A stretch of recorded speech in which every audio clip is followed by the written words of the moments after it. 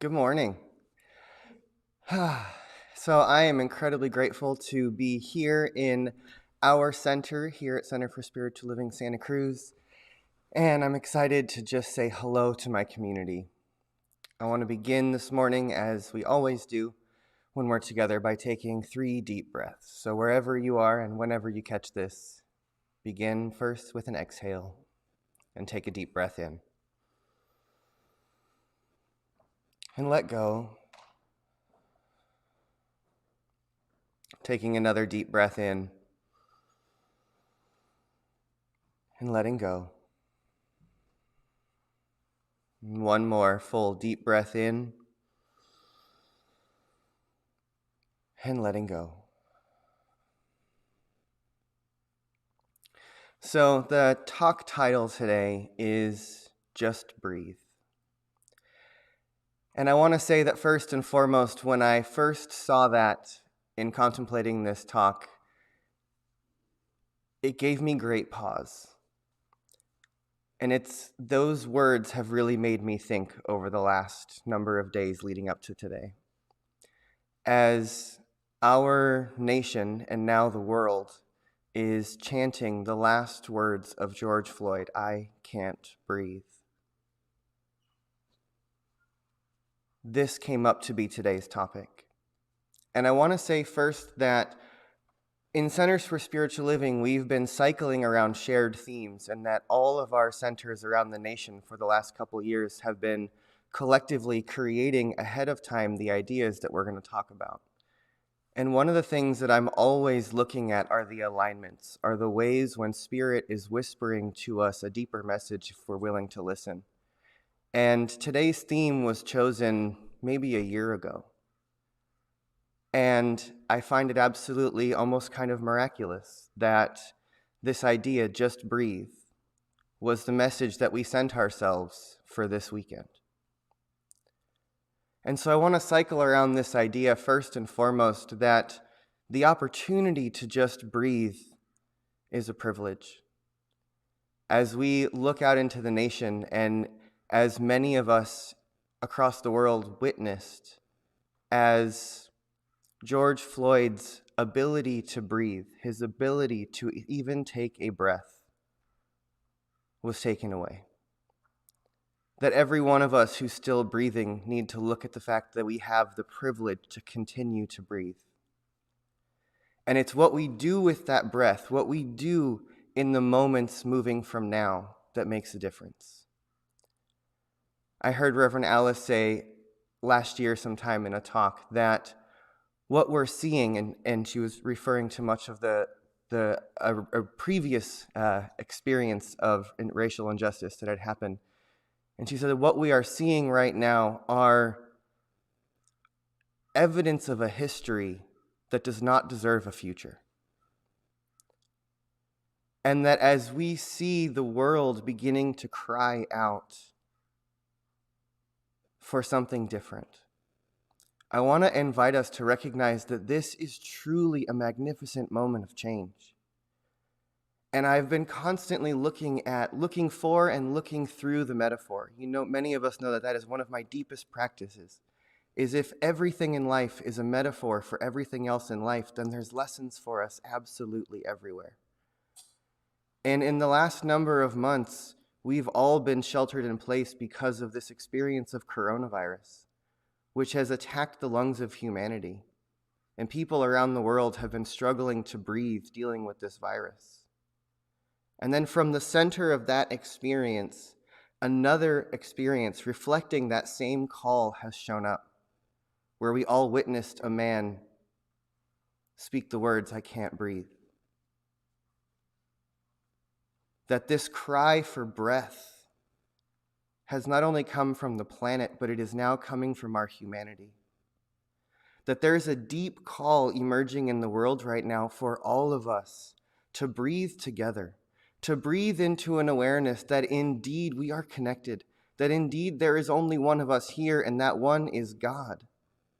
That there is one collective race, the human race. We are all one family. and that we must address all of the lines of the world, all of the systems, all of the ways of doing and being that we've been participating in for so long that have not been working, if we actually want to move towards building a world that works, and indeed building a world that works for everyone. I believe it was Martin Luther King who said that if any one of us is not free, then none of us are free. That it absolutely takes every one of us recognizing and respecting the humanity in the other for us to even begin to look at the issues. And so much in New Thought philosophy and science of mind and in Centers for Spiritual Living, I know for years many of us have been in this idea that this philosophy is about possibility thinking and claiming the good and looking for the things that are working.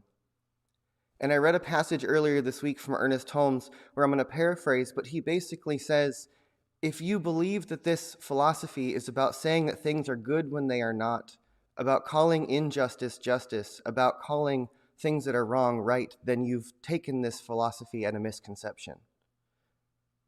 That he says we claim that the source, the idea, the underlying current below all things is good, and that it is always moving towards the greater good.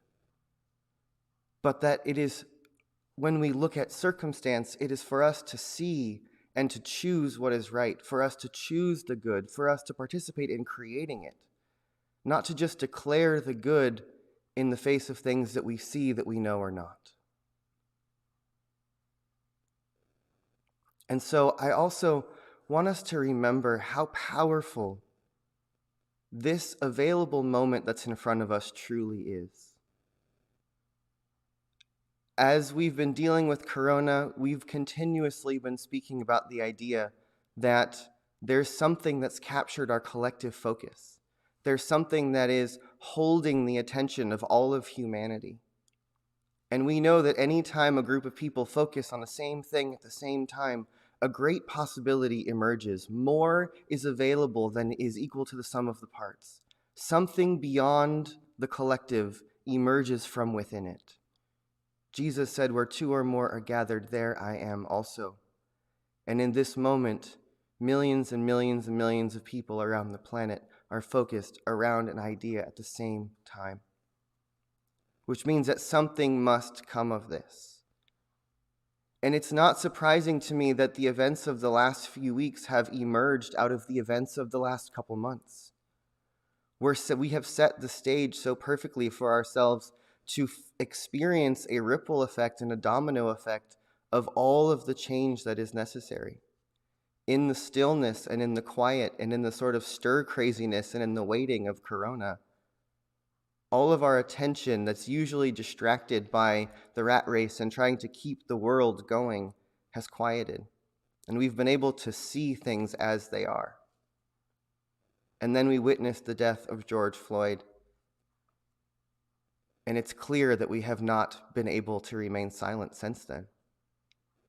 That when we're not distracted and we see what's happening, we see clearly what we must do. And so from the stillness of the Corona experience, we all witnessed this moment. And together, we are now opening into what to do next. And I want to highlight the fact that there are millions and millions and millions of people across the United States and across the world who are marching and protesting and demonstrating in peace. There has been violence and there has been chaos, but the vast majority of what's happening is people rising up in peaceful protest, in demonstration, to stand for the world that we want to see, to stand for what we know is right. And every one of us must participate. Dr. King also said that it is not the actions of the oppressors or the bad people that's appalling. It's the silence of the good people. And so I want to invite all of us to remember that this is the moment that we must stand for truth. This is the moment that we must stand for what we believe in. That remaining silent is choosing the side of the oppressor. And that if we want to see a world that works, we must declare it, we must choose it, we must speak into it, we must step forward into it together, and we must create it.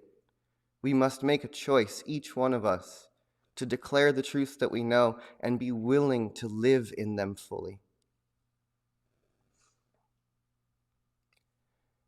And I've been thinking on another line of thought that I want to share. As I watch the nation and the world cry out the name George Floyd, and as I see the signs and the posts of the lists of names of those who have been lost to the police violence and the race violence in this country, that we continuously remind ourselves to say their names, to remember who they were, and to speak out about their lives and remember that they matter. And I'm reminded that in ancient Egyptian philosophy, the Egyptians believed that each one of us dies twice. We die once when our spirit leaves our body, and we die a second time, the last time someone says your name. And the thing that we can do to keep the souls, the spirits, the energies of those who have been lost in this fight alive is to continuously say their names, to continuously remember that their lives mattered, to continuously remember their stories and who they were, and to keep their names circulating as the reminder of what we must do. And I'm also reminded of a practice that comes from a tribe in West Africa, and unfortunately I'm forgetting the name of the tribe at the moment. But in this tribe, there is a belief that when a person dies, it is the grief, it is the expression of grief in their community and from the ones that loved them that lifts them up to heaven. And so what I see as I look out into the world is this collective moment of grief, where we are lifting a soul up in celebration of the truth of who they were and the life that lives within them. And so I want to invite us to be in the energy that is happening in the world right now, to participate in the lifting up of the change that we want to be, of the change that we want to see, of the lifting up of the lives that have been lost, and remembering the connection, remembering the soul, remembering the spirit that lives within each individual being and the source of life that connects all of us. We live in deeply interesting times, and I truly believe that we are in a great moment of change and that there is a tidal wave of movement that has begun. And we in Centers for Spiritual Living have been claiming our global vision and declaring that we want to see a world that works for all. And I want to remind all of us who have been holding that vision that that is what we are seeing emerge in front of us. That all of the chaos of what was and of what does not serve, and all of the pieces of a world that does not work, have to fall down, have to be pulled apart. We have to see them for what they are. I've been saying since January that I believe that 2020 is the year of clear vision, that 2020 is the year that we see things as they are, that we see the truth of things. And seeing the truth is not always easy. Seeing the truth is not always clean. Seeing the truth is often a difficult task, and sometimes it's a messy one. And I believe that we get the opportunity, each one of us, to say yes to the emergence of a world that can work for everyone, and this is our opportunity to stand up for one of the ways that it must change in order for it to bring itself into existence, and for us to say yes to it, and for us to participate in the building of it on every level. And so I invite my Centers for Spiritual Living Santa Cruz community to be in the reflection of this week, to be in the awareness of the movement that is happening in the world, to be in the awareness of the tidal wave of change that is coming, to be in the awareness of the emergence of a world that can work for all, and a willingness to look at the things that are not working and give them the power of our denial, to speak truth, and to banish that which no longer serves. We get the lesson from Jesus when he said, "Get thee behind me, Satan." Metaphorically, metaphysically, what he's saying is that we must look directly at the thing that we see that does not serve and banish it, to send it back to the nothingness from whence it came, to tell it to move itself behind us so that we can see a new way forward and move into a future that works. And so each one of us must look at the systems of oppression, the systemic racism, and the roots of those things that we have held in place in any way in our own individual lives by our passive or active participation, and begin to do the deep self-examination to see where our threads of this great tapestry that each one of us have influence and access to, that each one of us has a piece of what is needed. And so there is a world that wants to emerge in front of us. And I believe that each one of us is holding a piece to the puzzle. We may not have the picture on the box, but together we can figure out how to build it piece by piece by piece. So if you will, just take a deep breath and let go. And on the screen, there's a list of names. And these are many of the names that have been lost. Names of the lives that have been lost in the last few years to this experience of systemic racism and police violence that we've seen in our country. And in Centers for Spiritual Living, we have a tradition of something that we do call the chamber prayer. And so the invitation with these names on your screen as we go into prayer, if you are able, if you are willing, wherever you are, that instead of closing your eyes, that you silently or out loud read this list to yourself while I lead us in a moment of prayer. And so if you will, just look at the list on the screen and take a deep breath in and let go. Taking another deep breath in and letting go. And take another deep breath in and let go. And I invite you to read while I pray.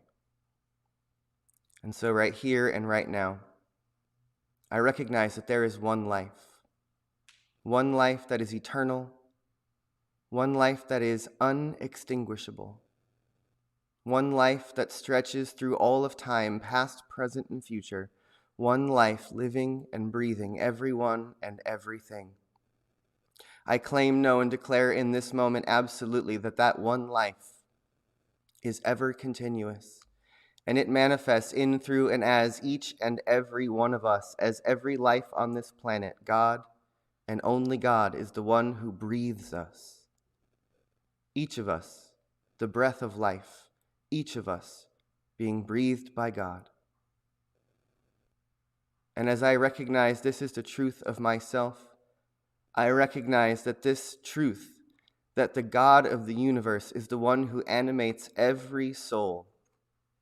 I claim, know, and declare that truth about George Floyd, Eric Gardner, Michael Brown, Freddie Gray, Tanisha Anderson, Tyree Crawford, Eric Harris, Oscar Grant, Walter Scott, Trayvon Martin, Breonna Taylor, who would have been 27 on Friday, and Tamir Rice, who would have been 18 this month. I recognize the power and the love and the divinity that lives in every human soul. And so here today, let us just be in the awareness that healing is happening on planet Earth, that which no longer serves us is rising up to be seen and sent away, to be left in the past but remembered, so that we move forward and build a world that works, a world that recognizes that Black lives matter, a world that recognizes the right to breathe must be a basic human right. And so let us together surrender our hearts, our minds, our actions, and our choices to the knowingness that there is a power for good in this universe that is greater than we are. It is evolution, it is love, it is forward movement, it is progress, it is expansion, it is the way of life. And let us claim, know, and declare today that this thing that we call God, that we call life, that we call love, makes itself known in, through, and as all of us, as one collective human family. And so it is. Thank you, my friends.